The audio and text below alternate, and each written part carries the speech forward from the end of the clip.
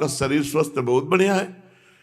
तो सत्संग सुनो और ठाकुर सेवा घर में विराजमान कर लो और अपने आचार्य ग्रंथ का पाठ करो। मनो जैसे इसमें कह रहे श्रीमद् भागवत का पाठ करो तो आप चतुरासी जी का पाठ करो, सुधानिधि का पाठ करो, 42 लीला सुनाओ श्री जी को, और नाम जप नाम कीर्तन, आधा घंटे अपने घर में कीर्तन करो, नाम कीर्तन, और हर समय नाम जप करते रहो, निश्चित भगवत प्राप्ति हो जाएगी।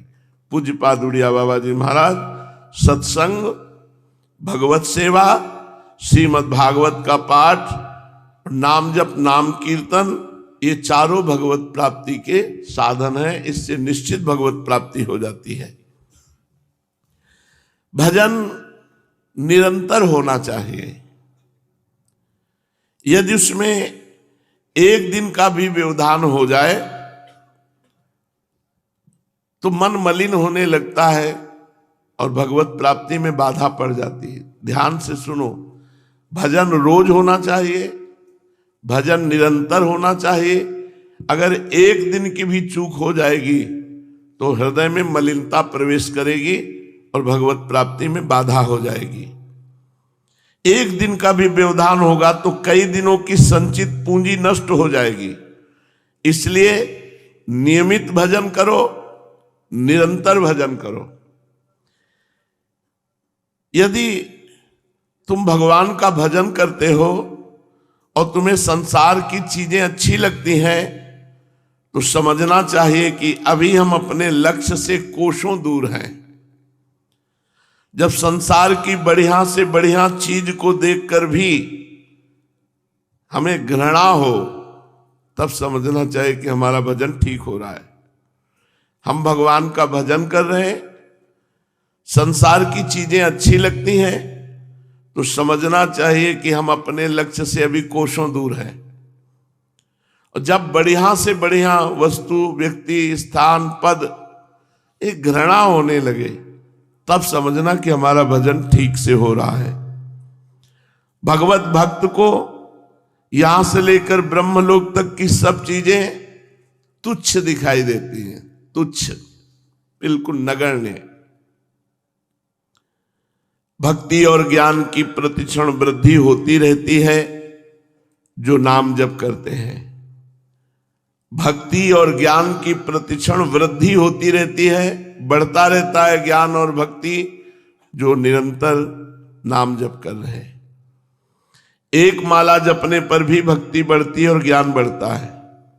यदि कहो कि ऐसा मालूम क्यों नहीं होता तो इसका कारण है कि जीव अत्यंत भूखा है आनंद का। इसी से उसे थोड़ा भजन करने पर उसका कोई प्रभाव नहीं जान पड़ता। जैसे कोई अत्यंत भूखा हो और 2-4 ग्रास खाने पर उसकी भूख शांत थोड़ी हो जाएगी। रोक दिया जाए कि अब भोजन ना पाओ तो उसे अशांति हो जाएगी। ऐसे ही हम जब डट के भजन करें तब हमको अनुभव होगा कि एक एक नाम से संसार की वैराग्य वृत्ति, स्वरूप का ज्ञान और भगवत प्रेम प्रकट होता है। पर मालूम होगा जब बहुत अच्छे से भजन होने लगेगा। भजन करने वाले को जब तक भजन में आसक्ति नहीं होती तब तक उससे वो सच्चा भजन नहीं होता जिससे भगवान रीझते हैं। किंतु राग पहले नहीं होता, आसक्ति पहले नहीं होती भजन में। अतः प्रारंभ में तो नियम से भजन करना चाहिए। ऐसा करते करते भजन में आसक्ति हो जाती है। किंतु ऐसा भी तभी होता है जब आदर पूर्वक नियम का पालन किया जाए।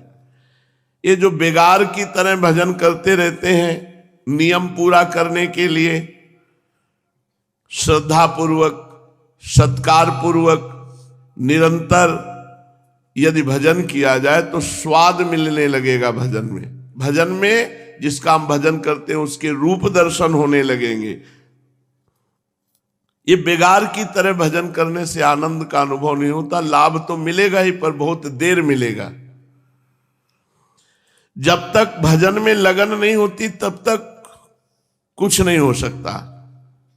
लगन लगन सब कोई कहे, लगन कहावे सोए, नारायण जा लगन में तन मन डारे खोए। तन मन दोनों तन की शुद्ध नहीं, मन बिल्कुल नाम में डूबा हुआ है, भजन चल रहा है, ये है लगन। भगवत भजन से ही दिव्य दृष्टि प्राप्त होती है, भगवत भजन से ही अष्ट सिद्धियां प्राप्त होती हैं, भगवत भजन से ही निर्विकल्प समाधि भी प्राप्त होती है। यदि तुम कुछ भी चाहते हो तो भजन करो। भक्ति मार्ग में हो तो ये सृष्टि सब भगवत स्वरूप है, इसलिए किसी का अपमान, किसी की निंदा, किसी का तिरस्कार मत करो। और यदि ज्ञान मार्ग में हो